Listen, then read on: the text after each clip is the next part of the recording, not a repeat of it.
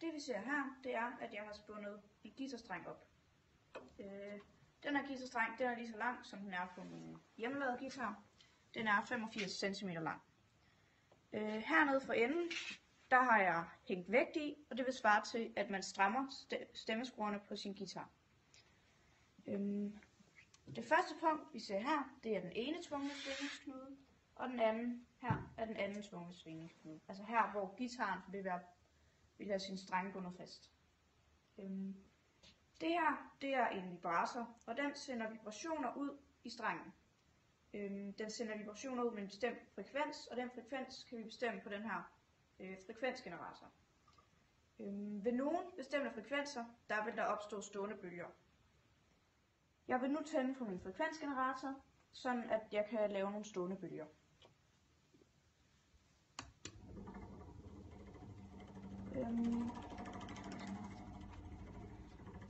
Jeg har nu skruet på frekvensen på den her frekvensgenerator og har prøvet at finde frekvensen for den første stående bølge.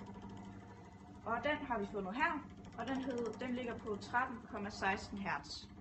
Og nu skruer jeg op og finder anden partialtone.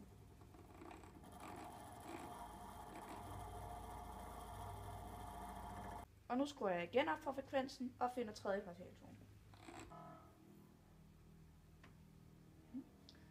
Og nu skruer jeg igen op for frekvensen og finder fjerde partialtone.